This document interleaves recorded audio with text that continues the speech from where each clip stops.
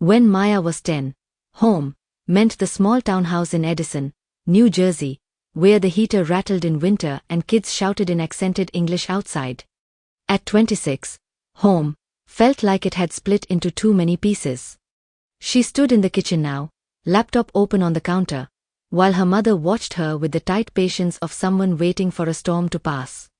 "Just talk to him," Lata said, wiping an already clean plate. "You talk to strangers at work every day.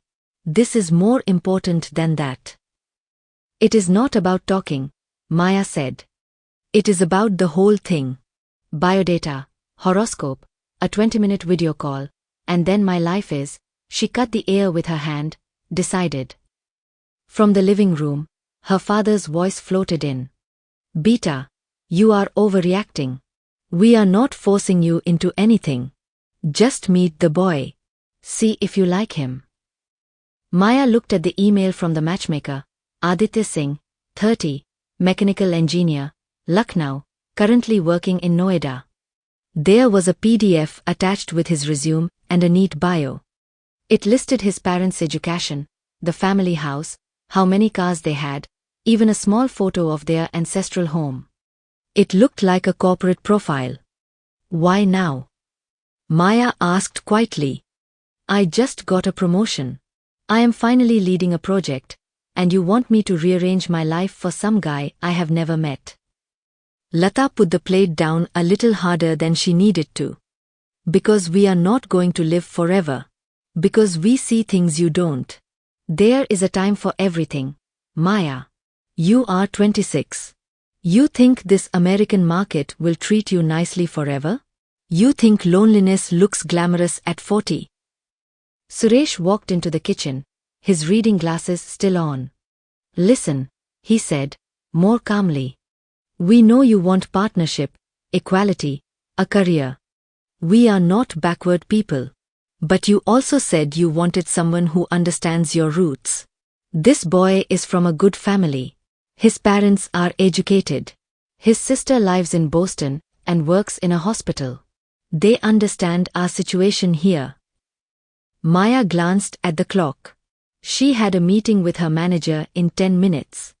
She did not have time for this conversation, let alone time to add another person to her already full schedule. "Is this about me?" she asked, "or about you wanting to show the community that your daughter is settled?" "It is about both," Lata snapped. "You are not separate from us. You are our child. Your choices happen to all of us." The words felt like small, heavy stones. Maya looked back at the laptop. Aditya's face in the attached photo was clean-cut and serious. He looked like someone who followed rules and did well at them. There was no obvious cruelty in his eyes, but also no way to really know him from that picture. "Fine," she said, legs suddenly tired. "I will talk to him. Once. That's it." Lata's shoulders relaxed a little. "Good. Tonight. 9 p.m. our time, his evening. You finish your office work, then call. We won't sit in the room. You talk freely. We trust you." Maya almost laughed. They trusted her to talk. They didn't trust her to decide. That night, Maya set her laptop on her desk. Fairy lights framed the wall behind it, casting a soft gold glow on her old Rutgers sweatshirt. The call rang twice before Aditya picked up. "Hi," he said, a little too loudly, as if volume could cover the distance. "Can you hear me?" "Yeah. Hey." She gave a small wave. He sat in a modest room with a tan wall and a ceiling fan slowly spinning above him. He wore a plain blue shirt, sleeves rolled up. His hair was neatly parted. He looked like the men in the good matches folder parents passed around at weddings. "So," he began, after the basic, "How are you?" and "Long time since I used Skype, haha," to which she gave only a polite smile.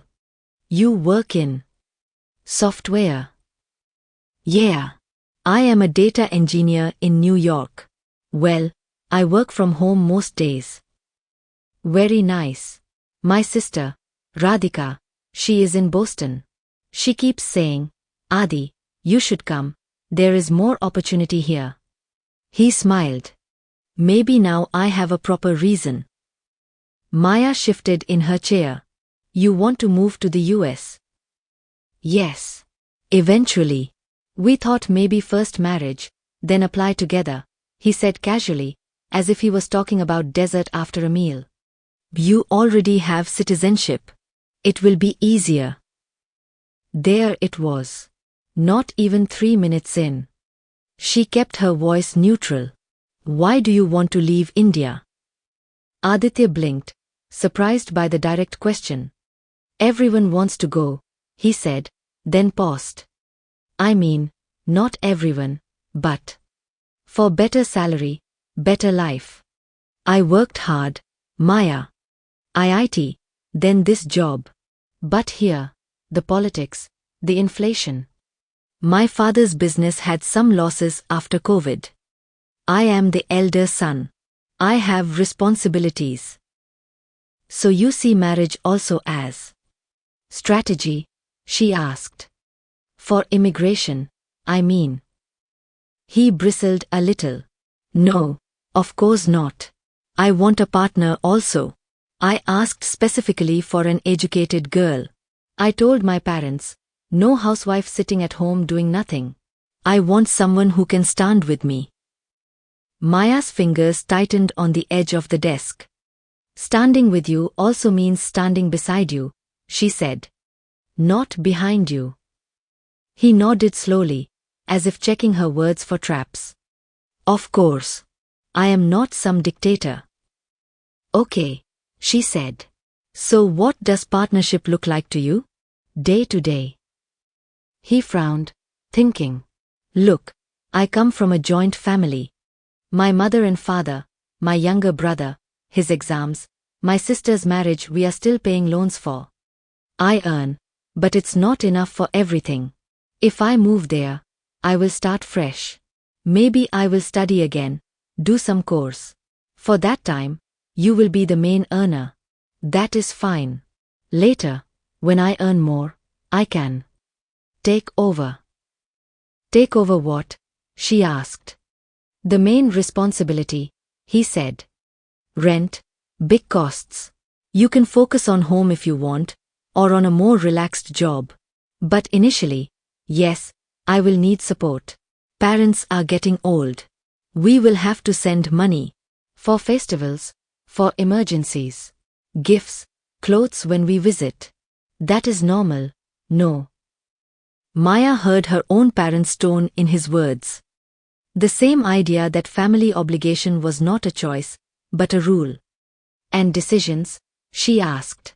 Where we live, whether I switch jobs, how we raise kids if we have them. Who decides then? We decide, he said quickly. Together.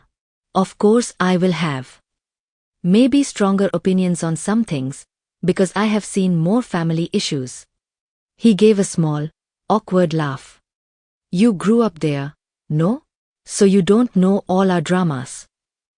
Something cold moved in her stomach, but she kept going. What do you think about your wife keeping her last name? She asked. And having male friends. And drinking sometimes. And not wanting children right away. I am not saying I do or don't. I am asking what you think. He shifted. My mother will want us to have children, obviously. But not immediately if you don't want. We can wait a bit. As for last name. You are attached to it. It's mine, she said. He nodded slowly. Okay. We can discuss. Friends. As long as you respect the marriage, I won't stop you. He looked straight at the camera. But I believe husband and wife should be each other's priority. Not office, not friends. And you? She asked. Will you cook, clean, do laundry, share chores? This time, the pause was longer. I can help, he said. When I have time. But my work will be new there. You know the system. You will manage more in the beginning. Later, we can balance. Maya stared at him. His answers sounded reasonable one by one. Put together, they painted a familiar picture. The woman earning now and managing the home, until he earned enough to take over what counted in other people's eyes. "Why did you agree to this match?" she asked softly.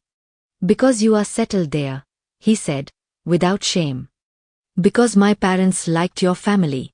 Your father seems honest. Because you look like someone who doesn't run away from hard work. And because—" he hesitated. "Because I am tired of being in between. Too modern for some people here, too traditional for others. Maybe you understand that." She did.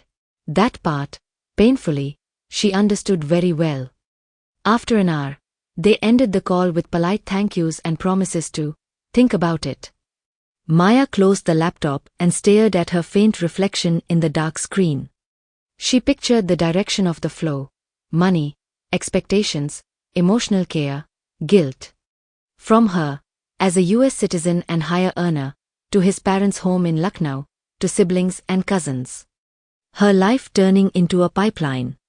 Her mother knocked once and came in without waiting. "So?" Lata asked, searching her face. Maya took a breath. "He is not a bad person," she said. "But he talks like equality is a spice you sprinkle on the same old dish. He expects I will be the bridge between him and America, and I will also be the bridge between him and his parents. Bridges get walked on from both sides, you know." Lata sighed and sat on the bed. "Marriage is not fair, Beta. It is compromise."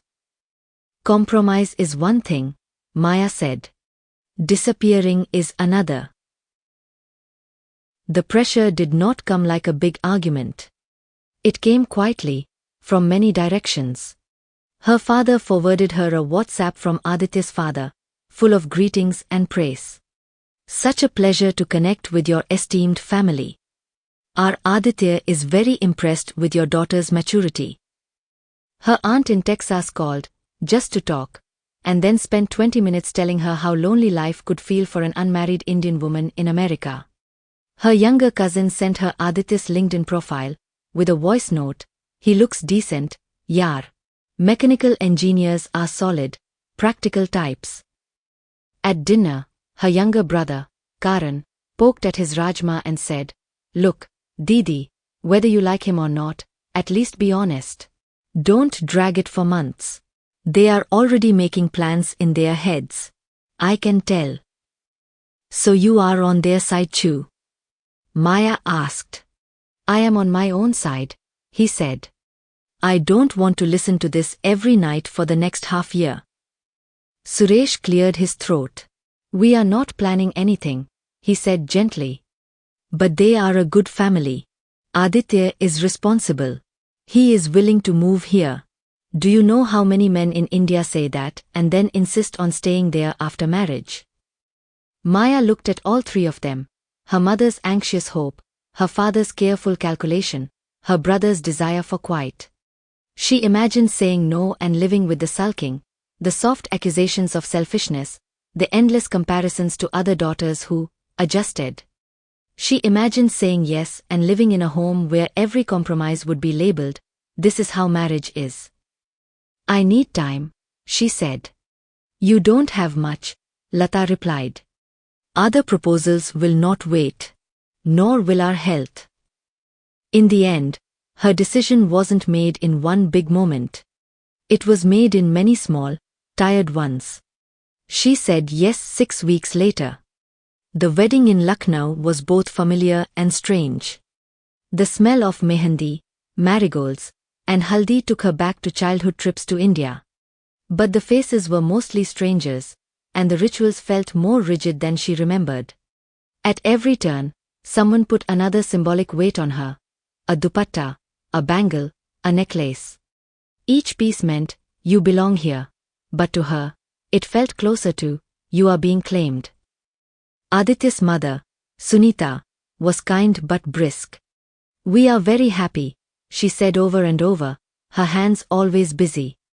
"Our daughter has come from so far. We will make sure you don't miss anything. The word daughter sat oddly in Maya's chest. She smiled, thanked her, and tried not to notice how Sunitha's warm tone turned sharp when she spoke to the house help. Aditya was attentive in public and reserved in private. In the few quiet minutes they had alone, he seemed tired more than anything else. So much drama, he said one night, loosening his sherwani collar. I don't know why Indians make a circus out of everything. You are Indian, she said. He laughed briefly. Exactly. Are you sure about all this? She asked. He looked at her seriously. I am sure about wanting to move forward, he said. Right now, you are the only thing in my life that feels like forward. It wasn't a romantic confession. It was a statement about direction. During the bidai, her parents cried more than she did. Her mother hugged her tightly and whispered, whatever happens, don't break the marriage easily. Try. Promise me you will try. Maya nodded into her shoulder, thinking, I am the one leaving, but you are asking me to protect their house. Aditya arrived in New Jersey 3 months later on a dependent visa. The legal phrase dependent of a US citizen spouse had its own irony. He had come to be her husband, but on paper he depended on her. The first thing that shocked him was the quiet. Where are the people? He asked on their first evening walk. The neat lawns, calm streets, and occasional bark from a distant dog were a big change from the crowded noise of his old neighborhood. They are inside, Maya said. Watching shows, answering emails, pretending to be busy. He pulled his jacket tighter, still getting used to the sharp cold. It feels like a movie set, he said. All these houses, like boxes. You will get used to it, she said. I don't want to get used to being inside, he said. Back home, if I was bored, I went upstairs, downstairs, to the neighbors, to the market. Here I just sit. We will find things to do, she said. There are Indian stores, temples. We can go into the city on weekends. He nodded, but she could feel his restlessness. At first, Aditya threw himself into learning the system. He read about credential evaluations, took online courses, texted his sister Radhika for job leads. But work applications kept hitting the same wall. They want H-1B eligibility, he muttered. Or they say, must already have authorization to work. I don't understand this system. Everything is in their language, but you speak it. I don't speak US, she said. I just learned it because I had to. In the meantime, he helped around the house. He learned to use the dishwasher, folded laundry, and sometimes cooked simple dal. Don't keep praising him for small things, Lata whispered one day when Aditya left the kitchen. It is his house also. Don't call it help. It's his duty. It is not his house, Maya replied quietly. It is yours and Papa's. He's here because of me. I praise him because it makes things easier for everyone. That night, Aditya lay awake beside her. Your mother watches me, he said in the dark. She watches everyone, Maya said. It is her favorite hobby. She thinks I am lazy, he said. Because I don't have a job. She thinks you are in transition, Maya said. At least, that is what I tell myself. I was someone there, he said quietly. Senior engineer. People listened when I spoke. Here, I am. Nothing. She turned towards him. I know it is hard, she said. This phase is temporary. Once you get work authorization, things will move. Until then, you are paying for everything, he said. Your parents see that. My parents see that. They tell me, don't worry, Aditya, once you are settled, you will take over. That is how it should be. Your wife cannot feed you your whole life. The phrase, feed you, bothered her. I am not feeding you, she said. We are sharing. But we are not, he said. Not equally. You are carrying more. She hesitated. And when you start earning? Then I will carry more, he said firmly. Then you can focus on family, on kids, on making our home properly. Equality, she thought, kept sliding into a plan where they took turns being unequal. Money expectations showed up as hints, not direct demands. One day, on a family video call, Sunita proudly showed them a brochure for a new water purifier. It is 20,000 rupees, she said, smiling. Very good brand. But your father says we should wait. So many expenses. Radhika's tickets, Kunal's coaching classes. We will manage somehow. That is about $250, Maya calculated in her head. Aditya frowned. Why wait, Ma? You need clean water. We have already taken so much from you, Sunita said. You are in your sister's house, eating their food. Ma, it is my parents' house, Maya said politely. I don't have a sister. Sunita laughed awkwardly. Yes, slip of the tongue. But still. We feel shy to ask. They did not ask directly. They did not need to. After the call, Aditya stared at the screen. They won't say it, he said, but they expect. I know them. They raised me. They have too much self-respect to ask you. They will go without things to avoid burdening us. What do you want to do? Maya asked. We will send money, he said. Just a little. They don't have to know it is because of this. We will just say it is for whatever they need. Adi, I already cover your expenses here, she said. Rent to my parents, groceries, your phone, transport, my loans. We can't start regular transfers right away. It's not a lot, he insisted. Just a few hundred. You make in 1 month what my father makes in 3. For you, it is small. For them, it is huge. That is exactly why we need to plan, she said. If it becomes a habit, then every wedding, every medical bill, every festival will come to us. I thought they were our parents now, he said, hurt. Or is it only your side that is ours? It is not about sides, she said. It's about how much we can carry. He went quiet. The conversation ended with both of them turned away from each other. Within a week, Aditya had taken a part-time job at an Indian grocery store, paid in cash. It was not allowed on his visa, but the owner, a family friend, was willing to ignore that. I can at least earn something, Aditya said. I will send my own money. I won't touch yours. You are risking your status here, Maya said. If immigration finds out. Immigration officers are not checking who is stacking rice bags at Patel Brothers, he snapped. They have bigger problems. He worked long weekends and came home smelling like spices and sweat. He sent most of his pay to his parents, who protested once or twice, then grew used to it. Your husband is so responsible, Sunita said to Maya on a call. Such a blessing. And you support him so much, Beta. We are lucky. Maya smiled, but the blessing felt like a weight placed quietly on her shoulders. The main clash didn't come from money. It came from control.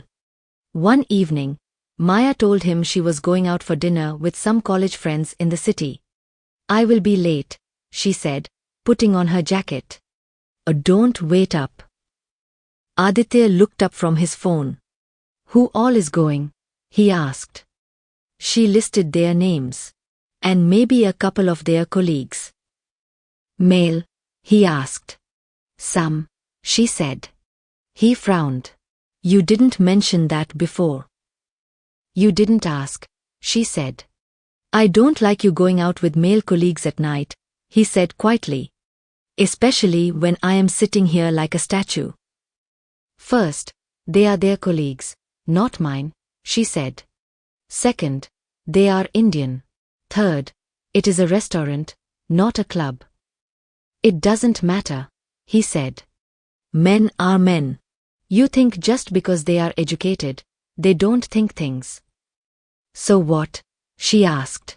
You trust me or you don't. It's not about trust, he said. It's about respect. If you know it makes me uncomfortable, why do it? Why does your comfort matter more than mine? She asked. Because I am your husband, he said, before he could stop himself. The words fell between them. She stared at him. What do you think that means? He opened his mouth, then closed it. It means. He struggled. It means some things I cannot say properly in English. But we both know what our parents taught us. Our parents taught us many things, she said. Including that daughters should adjust and stay quiet. I am done with that. It is such a small thing, he said. Why turn it into a big issue? These small things pile up until you cannot breathe, she replied. She went to dinner anyway.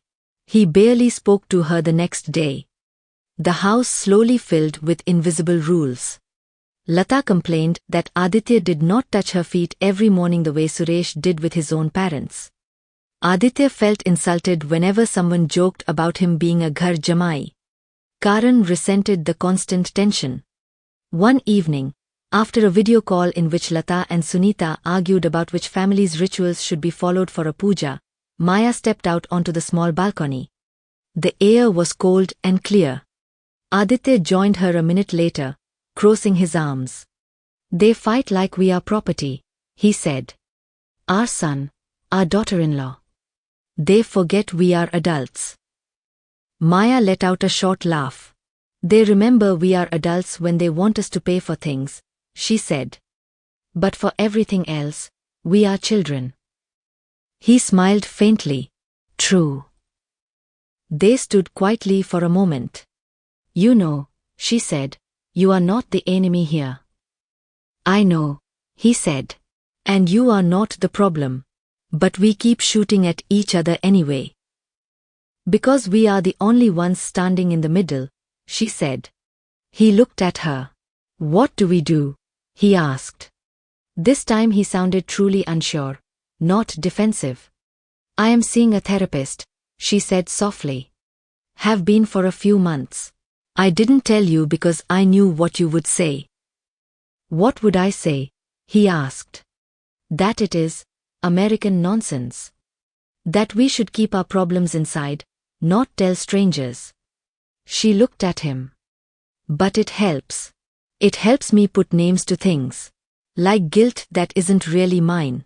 Expectations that feel like rules but are not. He looked away, jaw tight. I grew up thinking therapy is only for mad people, he said. But living here. Sometimes it feels mad to pretend we are fine. She turned toward him, surprised. I don't want to be the husband who dominates, he said slowly. But sometimes I open my mouth and my father's sentences come out. Then I feel ashamed, and then I get defensive, and then we fight. It is like I am still in Lucknow in my head, but my body is here. She felt a sharp mix of sadness and understanding. I do not want to be the daughter who chooses her parents over herself, she said. But every time my mother cries, I feel like I am betraying hundreds of women who never had choices. It does not make sense, but I still feel it. They looked at each other, both carrying more than just their own lives. What if we start by not lying? She said. Not to each other, not to ourselves. We don't have to solve the whole marriage tonight. We just admit that this is hard and that neither of us knows the right way. He nodded, almost shyly. And, he asked, what else? We make some rules, she said. Our rules, not theirs. He straightened a little. Okay, say them. First, she said, We will support both sets of parents, but we will decide the amount together. Based on what we can actually afford, not on hints or guilt. No secret money transfers. No emotional blackmail. He flinched at the word, then nodded. Second, she said, we do not use words like, my house, your sacrifice, my career, as weapons. We can talk about unfairness, but we don't turn it into a scorecard. Okay, he agreed. Third, you will not control who I meet, where I go, or what I wear, she said. You can tell me how you feel. But I will decide about my own body and time. And I will give you the same freedom. Even if it makes me uncomfortable, he asked. Yes, she said. Because if my freedom depends on your comfort, it is not freedom. And if your freedom depends on my comfort, it is not yours either. He swallowed. Then fourth, he said after a pause. We remember we grew up in different worlds. You don't make fun of my small-town habits. I don't mock your American habits. We can question each other, but we don't shame each other. She nodded. Deal. And fifth, he said, we don't promise to stay married no matter what. We promise to be honest. If one day we see that this is destroying us, we say it. We don't bury it to protect our parents' image in the community. The word destroying made her chest tighten. That's a scary rule, she said. It is a respectful one, he said. To both of us. From inside, Lata called, Maya. Aditya. Come, tea is getting cold. In a minute. Maya shouted back, feeling that, for once, the minute actually belonged to her. Change did not happen in a straight line. It was slow and messy. Aditya started online therapy with a South Asian counselor who knew both Hindi and the weight of certain cultural expectations. Sometimes he returned from sessions angry, sometimes quiet, sometimes relieved. My therapist said I don't have to become my father to honor him, he told Maya. I never thought of it like that.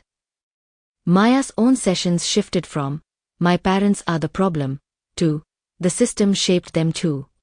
Her therapist said, you can have compassion without automatic obedience. That sentence stayed with her. They still argued, but their fights were shorter and less cruel. When his parents hinted about money for a cousin's wedding, Aditya said, I want to help, but Maya and I have a budget. We cannot go beyond it right now. When Lata complained that Maya should not share private matters with a therapist, Maya answered, Amma, you go to the doctor when your back hurts. My mind also deserves care. It is not an insult to you. Lata frowned, but did not forbid it. Some days she even hovered near the door after the session with a cup of tea and asked, so, what did Madam say today? Work authorization for Aditya took longer than they hoped. He lost some opportunities because of timing and paperwork. The grocery store job remained his only income for a while, but he started to see it differently. Today the owner asked me how to do something on the computer, he said once, half proud. For a moment, I felt like myself again. Maya still sometimes resented that her salary held everything together. But she also felt a hard, quiet pride in having built a life steady enough that someone else could stand on it without everything breaking. One evening, months later, they sat on the couch scrolling their phones when Aditya suddenly sat up. Shortlisted, he said, voice shaking. For an interview. Real company. They sponsor visas. Maya grabbed his phone, read the email, and burst out laughing with relief. You did it, she said, tears in her eyes. You actually did it. No, he said softly. We did it. He looked at her then, really looked. Not just as the American citizen with the right documents, not just as the wife who shared her bank account and bed, but as a person who chose, again and again, to question what marriage meant. Or do you think it will ever feel equal? He asked.